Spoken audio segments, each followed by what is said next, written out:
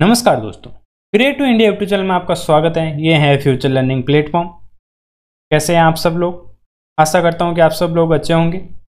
उसी बीच में आज राजस्थान भूगोल की अगली क्लास की ओर चलते हैं। आप सबको पता ही होगा कि हमारी जो राजस्थान हाईकोर्ट एलडीसी के लिए क्लास चल रही है राजस्थान जीके की, जिसमें सबसे पहले हमने जो सब्जेक्ट लिया है वो राजस्थान का भूगोल है। उसी की आगे की कड़ी में आप चलते हुए इम्पोर्टेंट टॉपिक है राजस्थान भूगोल का, जिसमें वन्य जीव और अभयारण्य के बारे में और जैव विविधता के बारे में इंपॉर्टेंट क्वेश्चन के बारे में बात करेंगे। तो और ये क्लास फर्स्ट है ये। चलो क्लास को शुरू करते हैं। आज का जो फर्स्ट क्लास के जो फर्स्ट क्वेश्चन है, क्या कह रहा है कि भाई राज्य में काले हिरण एवं कुर्जा पक्षी के लिए प्रसिद्ध अभयारण्य है। काले हिरण और कुर्जा पक्षी के लिए जो प्रसिद्ध अभयारण्य है वो कौन सा है, याद रखना है, इंपॉर्टेंट है, एग्जाम की दृष्टि से इंपॉर्टेंट है। ये रीट जो है मेंस एग्जाम है उसमें भी इंपॉर्टेंट रहेगा इसका, और राजस्थान हाईकोर्ट एलडीसी के लिए तो है ही है। और अन्य जो भी राजस्थान में जीके पूछा जाता है, जियोग्राफी जिसमें आती हैं, उसके लिए भी ये क्लास फायदेमंद रहने वाली है। चलो देखते हैं भाई, राज्य में काले हिरण एवं कुर्जा पक्षी के लिए प्रसिद्ध अभयारण्य कौन सा है दोस्तों? तो वो है ताल छापर अभयारण्य। कौन सा अभयारण्य है? ताल छापर अभयारण्य है राजस्थान के अंदर, जो हिरण एवं कुर्जा पक्षी के लिए प्रसिद्ध अभयारण्य माना जाता है। नेक्स्ट, राजस्थान में जैविक पार्क की बात की, इसकी स्थापना कहाँ की गई? जैविक पार्क राजस्थान के अंदर कहाँ पर है दोस्तों? ये है नाहरगढ़ के अंदर। कहाँ पर है दोस्तों? नाहरगढ़ के अंदर जैविक पार्क है। नेक्स्ट, पक्षियों का स्वर्ग कहा जाता है। पक्षियों का स्वर्ग कौन से अभयारण्य को कहा जाता है दोस्तों? इंपॉर्टेंट क्वेश्चन है। पक्षियों का स्वर्ग किसे कहा जाता है? पक्षियों का स्वर्ग कहा जाता है केवलादेव गन्ना पक्षी अभयारण्य। केवलादेव गन्ना पक्षी विहार अभयारण्य है, जो कि कहाँ पर है आप सबको पता ही है, भरतपुर के अंदर। बाकी देख लेते हैं, बैसरोडगढ़ अभयारण्य चित्तौड़गढ़ के अंदर, और रावली टाटगढ़ अजमेर के अंदर। ये भी याद रखना है। तो इसका जो सही आंसर हो जाएगा, पक्षियों का जो स्वर्ग कहा जाता है केवलादेव गन्ना पक्षी अभयारण्य भरतपुर में। नेक्स्ट, ऑक्कलवुड फॉसिल पार्क कई बार एग्जाम में आ चुका है, इंपॉर्टेंट क्वेश्चन है। ऑक्कलवुड फॉसिल पार्क किस उद्यान का भाग है? ये किस उद्यान का भाग है दोस्तों? ये भाग है राष्ट्रीय मरु उद्यान का भाग। किसका भाग है? राष्ट्रीय मरु उद्यान का भाग है ऑक्कलवुड फॉसिल पार्क। नेक्स्ट, डॉक्टर सालिम अली इंटरप्रिटेशन सेंटर स्थित है। सालिम अली जो इंटरप्रिटेशन सेंटर है वो कहाँ पर स्थित है दोस्तों? ये स्थित है दोस्तों अपने केवलादेव राष्ट्रीय उद्यान के अंदर। कहाँ पर स्थित है? केवलादेव राष्ट्रीय उद्यान के अंदर स्थित है। नेक्स्ट, राजस्थान में वनों के संबंध में निम्नलिखित कथनों पर विचार कीजिए। वनों से जो इसमें 4 कथन दे रखे हैं जो वनों से संबंधित हैं, उनके बारे में बताने कौन कौन से सही है वनों से संबंधित, देखते हैं। फर्स्ट का है, फर्स्ट कह रहा है राज्य में शुष्क पतझड़ी मिश्रित वनों की विविधता है। बिल्कुल सही है। वनों की अधिकता कह सकते हैं या विविधता कह सकते हैं, सही है। माउंट आबू क्षेत्र में शंकुधारी वनों की अधिकता है, गलत। सॉरी, माउंट आबू के अंदर पूछा है तो शंकुधारी वन पाए जाते हैं माउंट आबू के अंदर, ये भी सही है। राज्य में सर्वाधिक क्षेत्र पर रक्षित वनों का विस्तार नहीं है। राज्य में प्रति व्यक्ति वन क्षेत्र देश के प्रति व्यक्ति वन क्षेत्र से अधिक है, गलत है, कम है ये। तो फर्स्ट और सेकेंड है जो कि सही हो जाएगा, ए ऑप्शन इसका राइट आंसर हो जाएगा। नेक्स्ट, राज्य में किस जिले में सर्वाधिक वन पाए जाते हैं? सर्वाधिक वन राजस्थान के कौन से जिले में पाए जाते हैं भाई? इंपॉर्टेंट है, याद रखना। ये पाए जाते हैं कहाँ पर दोस्तों? ये पाए जाते हैं उदयपुर में। सर्वाधिक वन है कहाँ पर? उदयपुर में। नेक्स्ट, राजहंस पक्षी जिसका वैज्ञानिक नाम फ्लेमिंगोज, क्या फ्लेमिंगोज है, ये सर्दियों में सर्वाधिक संख्या में राज्य के किस झील में डेरा डालते हैं? फ्लेमिंगोज राज्य के कौन से जिले में सर्वाधिक डेरा डालते हैं दोस्तों? किस झील में डेरा डालते, सॉरी कौन से झील में, क्या कहा है? राजहंस पक्षी कह सकते हैं, और इसका वैज्ञानिक नाम है फ्लेमिंगोज, जो कि सर्दियों में राजस्थान में कौन सी झील के अंदर डेरा डालते हैं? ये डालते हैं डेरा दोस्तों सांबर झील के अंदर। कौन सी झील के अंदर? सांबर झील के। भारतीय वानिकी अनुसंधान व शिक्षा परिषद के अधीन राजस्थान में स्थापित अनुसंधान संस्थान है। राजस्थान में स्थापित अनुसंधान संस्थान कौन सी है दोस्तों? वो संस्थान है वन अनुसंधान संस्थान। कौन सी है? वन अनुसंधान संस्थान, जो कि भारतीय वानिकी अनुसंधान एवं शिक्षा परिषद के अधीन राजस्थान में स्थापित की गई है। नेक्स्ट, किस अभ्यारण्य में गणेश जी का प्रसिद्ध धार्मिक स्थल स्थित है? गणेश जी का प्रसिद्ध धार्मिक स्थल कौन से अभ्यारण्य में स्थित है दोस्तों? तो याद रखना है, ये है रणथंभौर के अंदर। कहां पर है? रणथंभौर का जो अभ्यारण्य है उसमें गणेश जी का प्रसिद्ध धार्मिक स्थल है, प्रसिद्ध धार्मिक मंदिर बना हुआ है गणेश जी का रणथंभौर के अंदर। बी ऑप्शन इसका राइट आंसर हो जाएगा। निम्न में से अधिक आखेट निषेध क्षेत्र वाला जिला है। अधिक आखेट निषेध वाला क्षेत्र वाला जिला कौन सा है दोस्तों? तो वो जिला है दोस्तों अपना जोधपुर। तो अधिक आखेट निषेध वाला, तो सी ऑप्शन इसका राइट आंसर हो जाएगा। नेक्स्ट, राज्य में क्षेत्रफल की दृष्टि से सबसे बड़ा वन्य जीव संरक्षित क्षेत्र कौन सा है? सबसे बड़ा वन्य जीव संरक्षित क्षेत्र कौन सा है दोस्तों? तो वो हो जाएगा अपना राष्ट्रीय मरु उद्यान। कौन सा हो जाएगा? राष्ट्रीय मरु उद्यान। नेक्स्ट, मरुस्थल वृक्षारोपण व अनुसंधान केंद्र राजस्थान में कहाँ स्थित है? ये स्थित है दोस्तों अपने जोधपुर के अंदर। कहाँ पर स्थित है? जोधपुर के अंदर। नेक्स्ट, अजान बांध किस अभ्यारण्य में स्थित है? अजान बांध कहाँ पर स्थित है दोस्तों? अजान बांध स्थित है दोस्तों गना पक्षी विहार में। गना पक्षी विहार के अंदर अजान बांध स्थित है। नेक्स्ट, केवलादेव गना पक्षी विहार को यूनेस्को द्वारा विश्व प्राकृतिक धरोहर की सूची में कब सम्मिलित किया गया था? केवलादेव जो गना पक्षी विहार है तो यूनेस्को द्वारा, इसके द्वारा यूनेस्को द्वारा विश्व प्राकृतिक धरोहर की सूची में कब शामिल किया गया था या सम्मिलित किया गया था? ये किया गया था दोस्तों 1985 के अंदर। कब किया गया था? 1985 के अंदर। इंपॉर्टेंट क्वेश्चन है, एग्जाम में ऐसे क्वेश्चन आते हैं। नेक्स्ट, साइबेरियन क्रैन के लिए प्रसिद्ध है। साइबेरियन क्रैन सबको पता ही होगा। साइबेरियन क्रैन किसके लिए प्रसिद्ध है दोस्तों? ये प्रसिद्ध है केवलादेव गना पक्षी विहार के लिए। किसके लिए? केवलादेव गना पक्षी विहार के लिए। यहाँ पर साइबेरियन क्रैन आते हैं, इसलिए यहाँ प्रसिद्ध है। निम्न में से कौन सा युग में सुमेलित नहीं है? इसमें से जो सुमेलित नहीं है उसके बारे में बताना है। 4 में से 3 सुमेलित है, 1 सुमेलित नहीं है, वो बताना है। देखते हैं। कुंभलगढ़ अभ्यारण्य में पेड़िया प्रसिद्ध है। चंबल सागर अभ्यारण्य, चंबल सागर अभ्यारण्य में घड़ियाल। माउंट आबू अभ्यारण्य, माउंट आबू अभ्यारण्य में जंगली मुर्गे।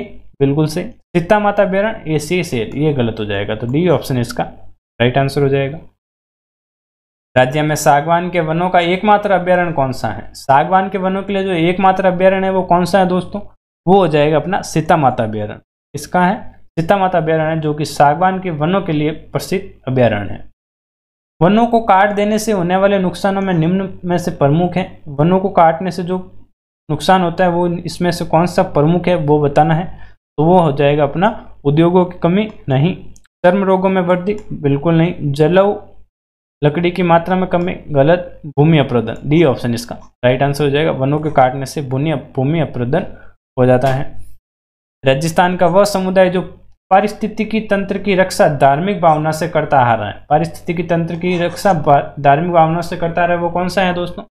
कौन सी जाति है वो जाति हो जाएगी दोस्तों अपनी विश्नोई जाति। कौन सी जाति है? विश्नोई जाति है, जो कि पेड़ों के लिए प्रसिद्ध है, पेड़ों की रक्षा के लिए, जिसे पारिस्थितिकी तंत्र की रक्षा भी कह सकते हैं। सी ऑप्शन इसका राइट आंसर हो जाएगा। मुख्य रूप से चिंकारों के लिए प्रसिद्ध अभ्यारण्य, चिंकारों के लिए जो प्रसिद्ध अभ्यारण्य कौन सा हो जाएगा? चिंकारों के लिए प्रसिद्ध अभ्यारण्य नाहरगढ़ अभ्यारण्य। कौन सा अभ्यारण्य? नाहरगढ़ अभ्यारण्य, जो कि चिंकारों के लिए प्रसिद्ध अभ्यारण्य है। निम्न में से कौन सा अभ्यारण्य प्रतापगढ़ जिले में स्थित है? प्रतापगढ़ जिले में कौन सा अभ्यारण्य स्थित है इनमें से वो बताना है। माउंट आबू, ताल छापर, सीता माता या कोई नहीं। तो आंसर है इसका जो सही आंसर हो जाएगा सीता माता अभ्यारण्य, जो कि किसके लिए प्रसिद्ध है? प्रतापगढ़ में। खस से इत्र व शरबत बनता है, यह है। खस से जो इत्र व शरबत बनता है उससे वो क्या है? एक प्रकार की, वो एक प्रकार की दोस्तों घास की जड़ है। क्या है? घास की जड़ है। केंद्र सरकार ने किस योजना में जोधपुर वन अनुसंधान केंद्र की स्थापना की थी? जोधपुर के अंदर वन अनुसंधान केंद्र की स्थापना की थी, वो कौन सी की थी? कौन सी पंचवर्षीय योजना के अंदर की गई थी वो बताना है। तो ये की गई थी प्रथम पंचवर्षीय योजना के अंतर्गत। नेक्स्ट, राज्य में सबसे पहले किस राष्ट्रीय उद्यान में बाघ बचाओ परियोजना प्रारंभ की गई थी? कौन से राष्ट्रीय उद्यान के अंदर बाघ बचाओ परियोजना? बाघ बचाओ परियोजना इंपॉर्टेंट है भाई। कहाँ पर की गई थी? ये की गई थी रणथंभौर राष्ट्रीय उद्यान के अंदर। कहाँ की गई थी? रणथंभौर राष्ट्रीय उद्यान के अंदर। राष्ट्र का सबसे बड़ा घड़ियाल, सबसे बड़ा घड़ियाल के बारे में बात की है भाई। राष्ट्रीय चंबल घड़ियाल अभ्यारण्य कहाँ स्थित है? राष्ट्रीय चंबल घड़ियाल कहाँ स्थित है दोस्तों? याद रखना है, इंपॉर्टेंट है। ये कहाँ पर है? कोटा के अंदर है राष्ट्रीय चंबल घड़ियाल राजस्थान में कोटा के अंदर स्थित है, जिससे सबसे बड़ा घड़ियाल भी कह सकते हैं या सबसे बड़ा घड़ियाल अभ्यारण्य भी कह सकते हैं।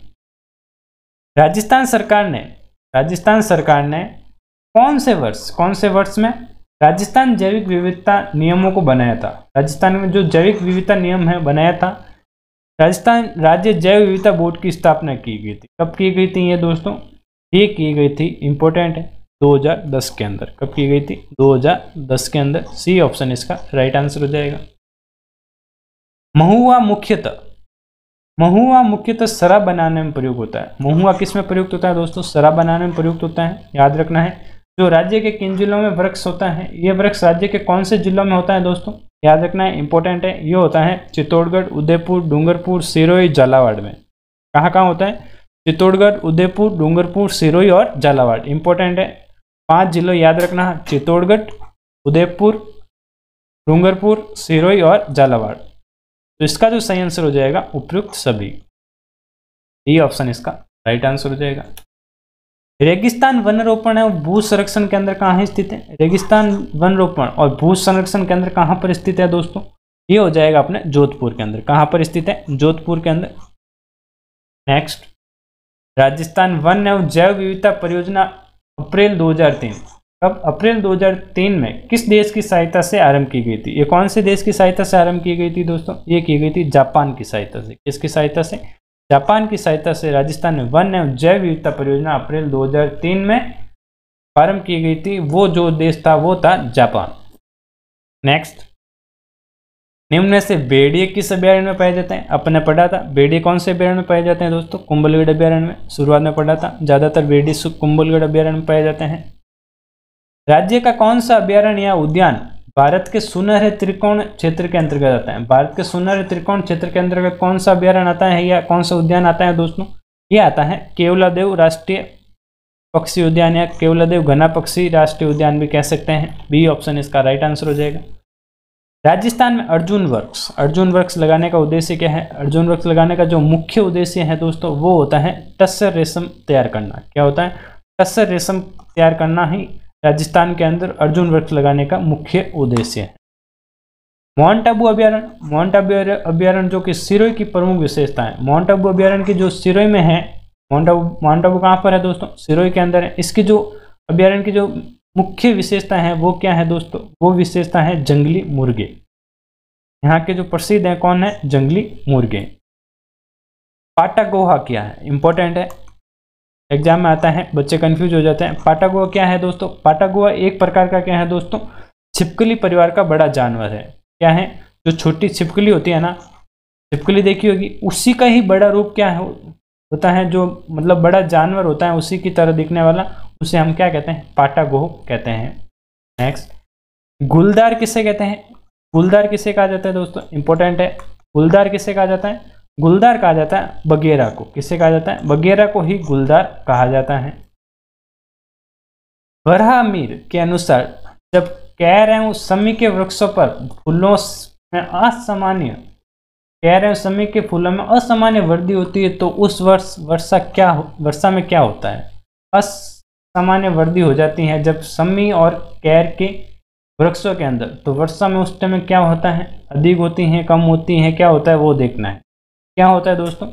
दुर्भिक्ष होता है। क्या होता है? दुर्भिक्ष हो जाता है।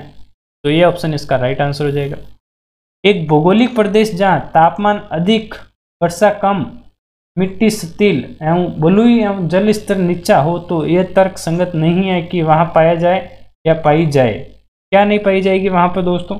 वहां नहीं पाई जाएगी उष्णकटिबंधीय सदाबहार वन। क्या नहीं पाई जाएगी? उष्णकटिबंधीय सदाबहार वन नहीं पाए जाएंगे जहां पर अधिक वर्षा, कम मिट्टी शिथिल और बलुई जल स्तर का नीचा हो जाता है जब। तो डी ऑप्शन इसका राइट आंसर हो जाएगा। नेक्स्ट, रामसागर वन विहार कहाँ है? रामसागर वन विहार कहाँ है दोस्तों? रामसागर वन विहार है, इंपॉर्टेंट याद रखना। ये कहाँ पर स्थित है दोस्तों? ये स्थित है धौलपुर के अंदर। कहाँ पर है? धौलपुर के अंदर, याद रखना, रामसागर वन विहार है। इंपॉर्टेंट क्वेश्चन, स्वतंत्रता प्राप्ति पश्चात वन्य जीवों के संरक्षण की आधारशिला कब रखी गई? वन्य जीवों की जो संरक्षण की आधारशिला है वो कब रखी गई? आधारशिला के बारे में बात की है तो ये कब रखी गई थी दोस्तों? ये रखी गई थी 7 नवंबर 1955 को। कब रखी गई थी? 7 नवंबर 1955 के अंदर। तो इसका जो सही आंसर हो जाएगा बी ऑप्शन इसका राइट आंसर हो जाएगा। आज के 40 क्वेश्चन यही थे, एग्जाम के लिए वेरी वेरी इंपॉर्टेंट क्वेश्चन थे, और आगे भी जो इंपॉर्टेंट क्वेश्चन होंगे वो उसकी क्लास आएगी। कम से कम इसके 200 से 250 क्वेश्चन होंगे। लगातार जमे रहें हमारे साथ और तैयारी करते रहें। राजस्थान हाईकोर्ट एलडीसी की स्पेशल क्लास है ये। आज के लिए दोस्तों बस इतना ही। धन्यवाद।